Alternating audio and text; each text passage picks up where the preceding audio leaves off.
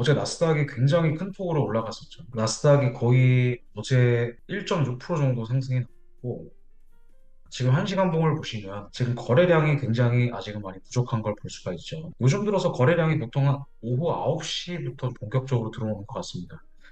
원래 좀 빨리 들어오면은 8시부터도 들어오는데, 이제 상승 형태의 보합의 패턴이고, 지금 골드를 제가 진입을 해놨습니다. 요거는 뭐 지금 여러분들 따라서 들어가실 필요는 없어요. 아까 제가 타점이 나왔기 때문에 일단 들어간 거고, 그러니까 이거 같은 경우에도 제가 저번 시간에도 이제 설명을 드렸던 부분이 바로 이 1시간 봉의 거래량을 중점적으로 보셔야 된다 설명을 좀 드렸죠. 뭐 간단하게 복습을 한번 해보면 이 캔들을 보시면은 여기서 중요하게 봐야 되는 게 바로 이 밑에 있는 거래량입니다. 거래량이 지금 흰 색깔 선 있죠. 흰 색깔 선이 바로 이제 21선입니다. 이 21선을 기준으로 이렇게 거래량이 계속 증가가 돼야 된다고 했죠. 매도 거래량이 지금 지속적으로 증가를 하고 있었습니다. 그럼 우리가 캔들 카운팅을 어떻게 하는 거냐면 이 거래량 두 개, 매도 거래량 두 개를 카운팅하는데 두 개가 첫 번째 캔들, 두 번째 캔들 봤을 때 이게 연속적으로 증가가 돼야 됩니다. 이게 첫 번째 캔들이고 이게 두 번째 캔들이죠. 연속적으로 거래량만 증가가 된다고 해서 매도를 들어갈 수 있는 건 아닙니다. 자, 바로 요 캔들, 이 1시간 봉을 봤을 때 요 캔들이 이제 기준봉이 되겠죠. 그러니까 1시간 봉이 종가로 딱 끝났을 때, 그러니까 요게 이제 첫 번째 캔들이고 그다음에 요게 두 번째 캔들이잖아요. 그러면 두 번째 캔들의 종가가 첫 번째 캔들의 저가를 종가상으로 딱 깼을 때 요게 이제 조건이 컨펌이 되는 겁니다. 자, 근데 이렇게 거래량만 증가한다고 해서 컨펌되는 것이 아니라 이 거래량이 이 캔들 두 개 중에 하나라도 21선 위에서 끝나야 돼요. 아니면 둘 다 끝나든가. 만약에 첫 번째 캔들이 21선 위에 끝나고 두 번째 캔들이 21선 아래에 끝나면 당연히 안 되겠죠. 왜냐면 연속적인 캔들이 무조건 계단식으로 증가가 돼야 되기 때문에 두 번째 캔들의 거래량은 첫 번째 캔들의 거래량보다 무조건 많아야지 성립이 되는 거예요. 그래서 이렇게 거래량이 컨펌이 되면은 우리가 요 수직선을 체크한다고 했죠. 수직선을 체크해서 5분봉을 보는 겁니다. 자, 5분봉을 봤는데 이 파란 색깔 선이 바로 이제 11선입니다. 파란 색깔 선이 11선이고요. 이 11선이 지금 보시면은 이 51선과 101선 이 모든 이평선 아래에서 끝났죠. 그러면은 이 51선과 101선이 아래에서 끝났기 때문에 이 51선, 101선 같은 경우에는 과거에는 지지였다가 지금 이게 뭘로 바뀐 거죠? 역할이 저항선으로 역할이 변경된 겁니다. 자, 그럼 저항선으로 바뀌었을 때 어차피 우리는 이 1번과 2번 아까 1시간 봉의 거래량을 보고 이 1번과 2번을 통해 아 이거는 매도 추세가 세겠구나 라고 하는 것을 인지를 한 상태에서 우리가 5분봉을 보는 거잖아요. 그 5분봉을 봤을 때 이 저항선 위에서 네, 이렇게 음봉 3개가 출현을 했죠. 이 주황 색깔 선이 여기까지가 딱 뭐예요? 1시간과 2시간 봉의 종가가 딱 끝난 거잖아요. 우리가 1시간 봉을 봤을 때 1번과 2번의 캔들을 보고 아 이거는 추세가 하락으로 돌아섰겠구나 라는 것을 인지를 한 상태에서 이거를 이제 체크를 해놓고 그 다음부터 이동평균선은 무조건 지지가 아니라 저항으로 봐야 되겠구나 생각을 해주시면 됩니다. 그리고 나서 시세가 지금 어떻게 됐죠? 이렇게 올라오다가 올라가지 못하고 음봉 3개가 출현했기 때문에 여기서 매도를 진입을 한 겁니다. 손익비는 뭐 길게 보면 2대1까지 볼 수도 있어요. 그럼 손절 라인은 어디다 잡아야 돼? 손절 라인은 바로 직전 고점 있죠. 왜냐면 요 음봉 3개가 형성이 됐기 때문에 손절은 이 정도. 그러면 손절 폭이 이 정도라고 한다면은 익절 폭은 최대 이거의 2배까지 최고의 2배. 지금 이게 손익비가 굉장히 좋은 자리예요. 그래서 매도를 진입을 했고요. 지금 손절 라인이 보시면 이 변동폭이 지금 45틱입니다. 우리가 먹을 수 있는 변동폭은 그러면 최대 2배니까 몇 틱까지 바라볼 수 있는 거예요? 90틱까지 바라볼 수가 있는 거겠죠. 지금 25틱 정도 겨우 빠졌으니까 앞으로 밑에까지 여기 도달할 때까지는 웬만하면은 저는 홀딩을 할 생각입니다. 밑에까지 쭉 빠지면은 수익이 굉장히 많이 나겠죠. 매도 방향이니까. 자, 그럼 이걸 언제 손절을 할 거냐? 말씀드렸죠. 요 캔들, 음봉 캔들 3개. 요거를 위로 만약에 무너뜨리는 흐름이 나온다. 그럼 어쩔 수 없이 손절을 해야 되는 부분이고요. 이런 부분이 안 나온다라고 한다면은 우리가 어디까지 버텨볼 수 있을까요? 1시간 봉에 양봉 캔들 2개가 나오면서 이렇게 양봉 캔들 2개가 거래량이 증가가 될 때까지는 계속 추세는 떨어질 가능성이 굉장히 높겠죠.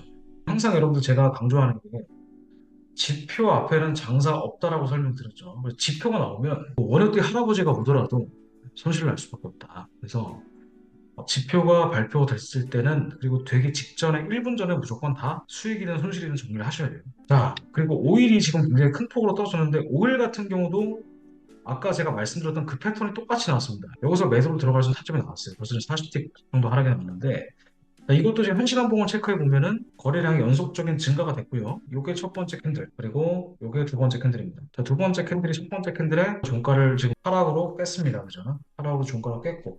그러니까 우리가 볼 수 있는 타점은 세 번째 캔들의 시가부터 보는 겁니다. 시가부터 뭘 보는 거예요? 5분 봉이 역배열이냐, 정배열이냐. 자, 근데 5분 봉이 지금 정배열에서 역배열로 바뀐 상태죠. 자, 그럼 제가 매도를 언제 들어가라고 말씀드렸냐면, 요 캔들이 51선과 100일선을 한 번은 건드려야 됩니다. 건드리고 그 다음에 음봉 캔들이 몇 개 나와줘야 돼요?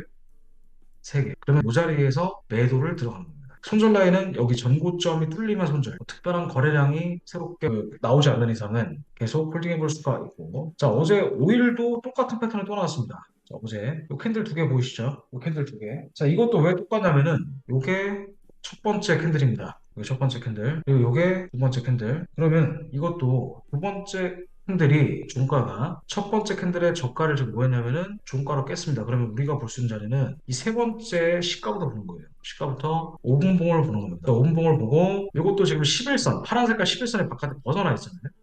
벗어나 있기 때문에 과거에 51선과 100일선은 뭐였지만 지지였지만 여기서는 이제 뭘로 바뀐 거예요? 역할이? 저항으로 바뀐 거겠죠.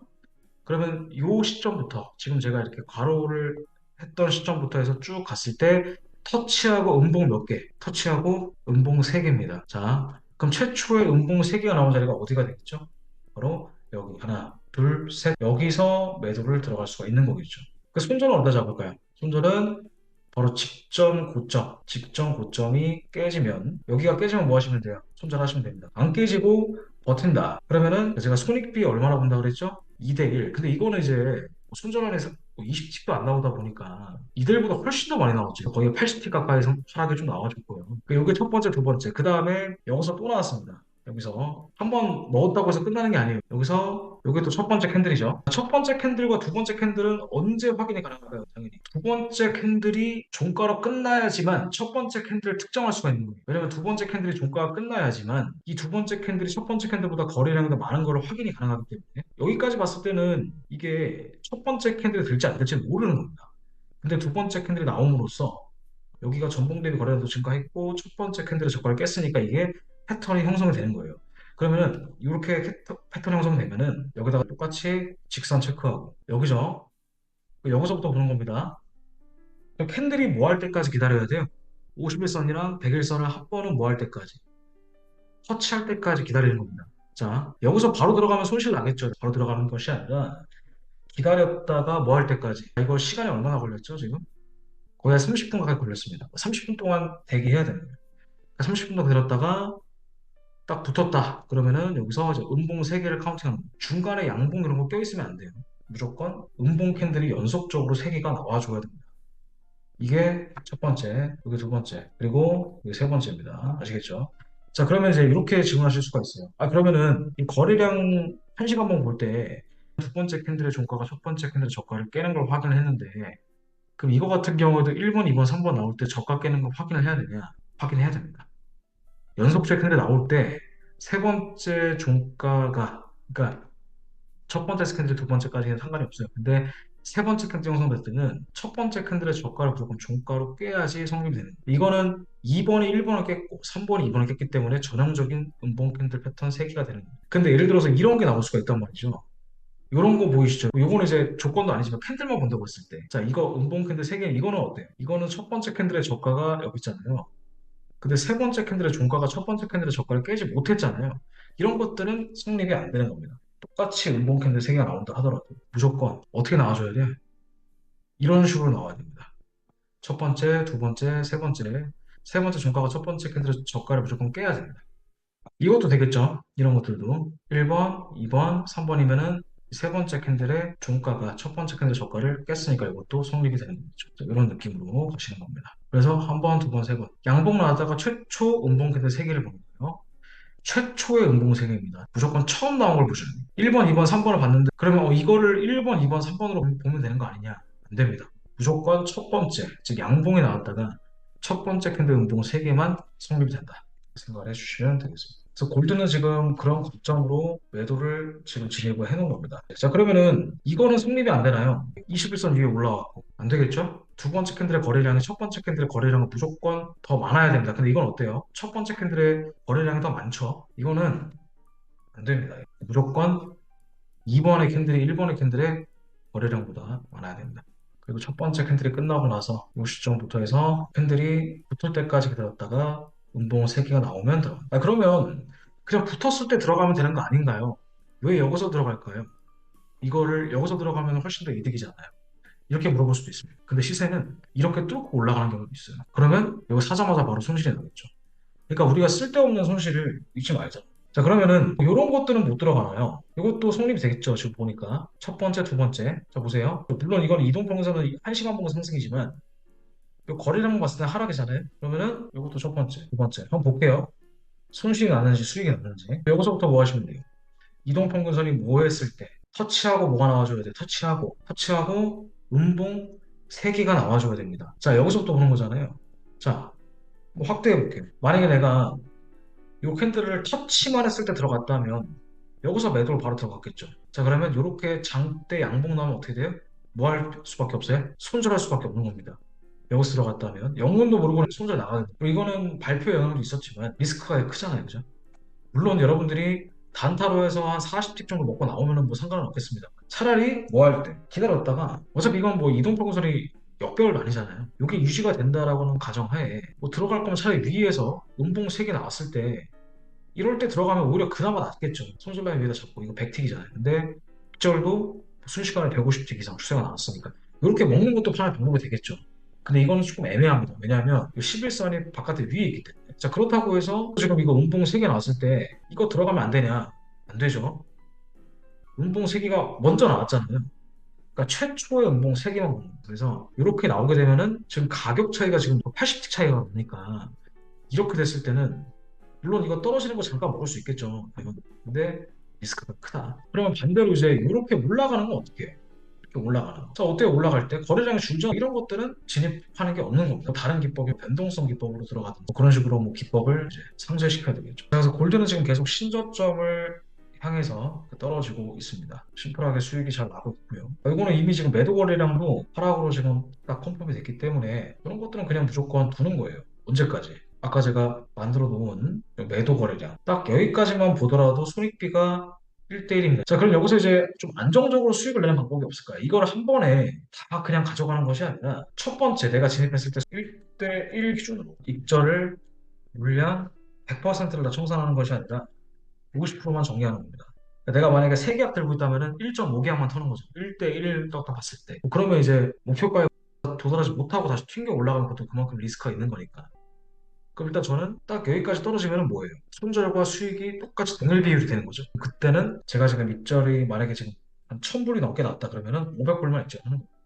나머지는 계속 홀딩을 하는 그런 방법이 있으니까 매매해 보시면 좋을 것 같습니다. 골드는 이 자리에 오면은 절반 정도 입절을 하겠습니다. 지금 골드는 매물대가 이렇게 3개가 있습니다. 중간에 이렇게 반발 매수세가 나올 수는 있는데 지금 현재로서는 이게 깨지는 그림이에요. 1시간 봉의 거래량이 충분히 많이 들어왔기 때문에 이 자리에 아까 터치하고 이렇게 한번 들어 올렸죠.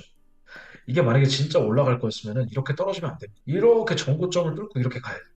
만약에 진짜 올라갈 추세였다. 이렇게 지금 천천히 물량을 지금 털고 있는 거예요. 일단 이 자리에 오면은 저는 그 절반 정도만 입찰하겠습니다.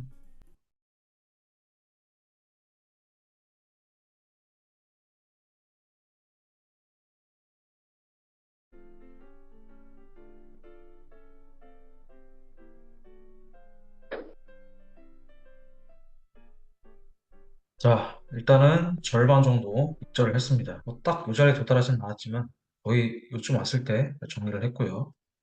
거의 어바웃이죠, 어바웃. 여기까지만 딱 오면은 적절하게 먹었다고 봅니다. 항상 입절하면서 내려가죠. 그러니까 여기서 다 털면 아깝잖아요, 떨어질 때. 이제 본절 설정하시는 겁니다. 손절을 내가 진입했던 가격대로 내리는 거예요.